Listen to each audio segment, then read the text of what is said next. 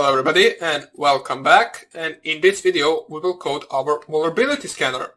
So as I said, what we'll be doing is we'll actually perform the same port scanning while retrieving the banners from the open ports, and also after that we want to add a function which will check those banners with a text file that contains vulnerable software banners.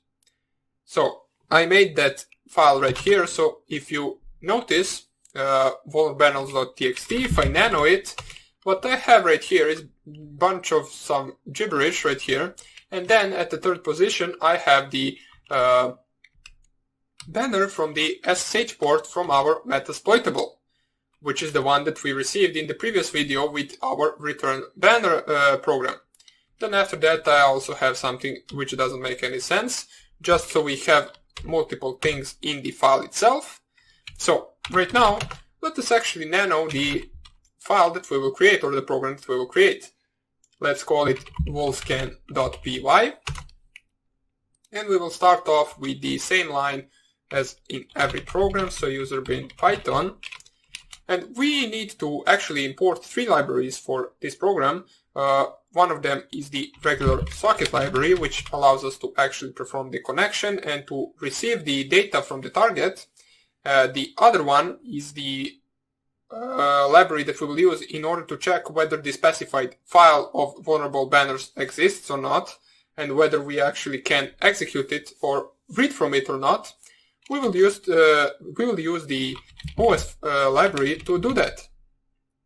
This OS library comes with some functions that allow us to check whether the file exists, so that's why we are using it. And the last library is the sys library, which we will use in order to check out the number of arguments specified in the command of the program.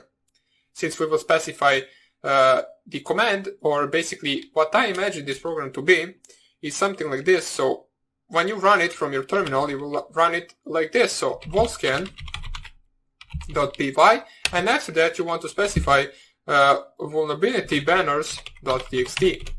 So we want the command of the program itself to be vulscan, and then the name of the file from which we want to read the vulnerable banners. So let me just delete this right now, and let's see how we can actually code that. First of all, what we want to do is actually code our main function, so def main, two dots. And the first thing we want to check out is to use the sys library in order to check whether we have the correct number of arguments specified in the command itself. So if you count the arguments, the first one is the name of the file, and the second one is the name of the file that we will use from the for the vulnerable banners. So there, at the total, there are two arguments, as I said, one the name of the program and one the name of the file. So we want to check if length of the number of arguments, so sysargv, equals to 2, which it should equal to 2. We want to have two arguments. We want to first of all set the file name, which is the file of our vulnerable banners, to be argument under the number 2. So sys.argv, and then at slot 1. Now, you might be asking once again, why am I saying that it is an argument number 2 and then in the bracket specifying 1? Well, I will remind you that in Python, counting actually starts from 0. So the first argument will be the argument or the name of our program itself, and it will be labeled as 0. Then the second argument will be the file name, and it will be named as 1. Right now, when we said that the file name is argument 2, we want to check whether that file even exists. So maybe the user specified the file name wrongly, and we want to check whether that file exists. So if we will use if not, os.path is a file, so is file, and we need to specify in the brackets file name, since that is the file that we are using. So this basically means if this file doesn't exist, or if this isn't a file, we want to print minus file doesn't exist. Oops, okay, so like this. Then we want to exit the program itself with 0. We also want to check whether the user has permissions to read from that file, so we can do that with this if not os.access. So if we do not have access to the file name and then os.r_ok, we want to print access denied. Since, for example, maybe the user is trying to run this file as a simple user and the text file that they want to read from is the root administrator or the root privilege file, and we cannot read from it, so we will just print access denied, and then we will also exit the program itself. So right now, since we checked two possible options, we want to add the else statement to this if statement. So we have the if statement. If the length of the arguments is equal to 2, which is correct, then we will check this and proceed to the next part of the code. But if it is not equal to 2, that means that the user specified a different number of arguments, whether that is too little arguments or too much arguments. So we want to print the usage so they know what they need to specify. So usage, oops, and then we can do it something like this. Wait a second. So usage plus the string of the program name itself. So we can do that with the sys.argv, and then 0, since 0 is the first argument, which is the program name. And then we want to add a plus, so plus the vulnerable file name. So we can do it like this.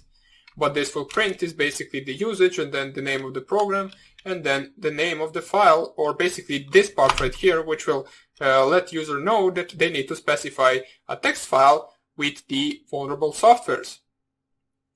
So after we print the usage, we also want to exit the program.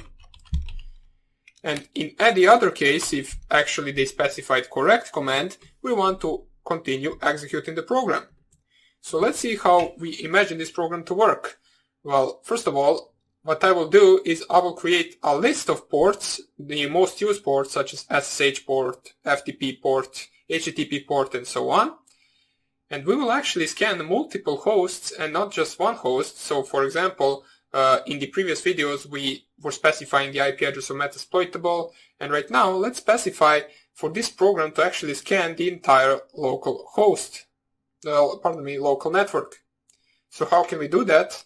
Well, first of all, let us make a port list which will contain 22, 21, 22, 25, 80 for the HTTP, 110, 443. You can add as many ports as you like. I will just leave it on here. And right now we want to actually make a loop that will loop through all local machines on our local network. Now, since I don't really want to do all of them right now, I will just scan 2 or 3 machines. So we can do that with 4x in range. And that let's do from 4 to 6, since my IP address of the Windows 10 machine is ending with number 4. The IP address of my Metasploitable is ending with number 5, and that's why we are using from 4 to 6, so we can scan those 2 targets. If you wanted to, for example, scan the entire local network, you would just type from 1 to 255, since that is the maximum number of hosts available on a local network. But right now, we will just leave it on 6 and 4, since we are scanning only 2 hosts. And we want to set a variable that so our program can know what the IP address of those hosts are.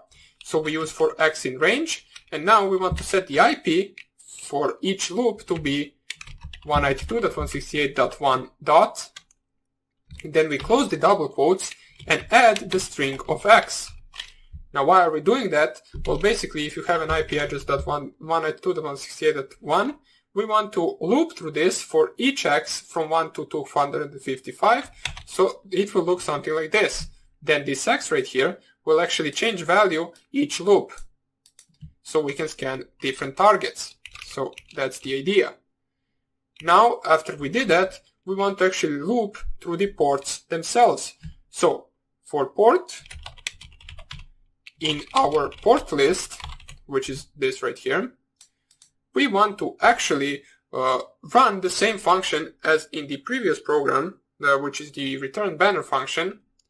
So let's just do that. So for in port list, banner will equal to return banner with the IP and port as the arguments for that function. And now we check if banner was received. So if banner was received from that certain port, we want to print print plus the IP plus the want to print the slash, so we can separate the slash and the port, or pardon me, the IP and the port. So we want to type the string from the port. So remember that you cannot print an integer, so that's why we use the string from the port number. And then we want to add the banner. Or first of all, we want to add the two dots so we can separate the port and the banner themselves. And now we add the banner then. And right now, we also need to make a function that will actually check whether this banner is in the vulnerable banners in our txt file. So we will do that with function check vulns, which will take an input of the banner and the input of our file name. So the name of the file that we will specify in our command. And these two, which is the red banner and check vulns, we will code in the next video. So for now, we coded a good part of the code. We have our main function right here, which we should actually call down here. And in the next video, we will code the rest of these functions. So hope you enjoyed this video, and I hope I see you in the next one. Bye.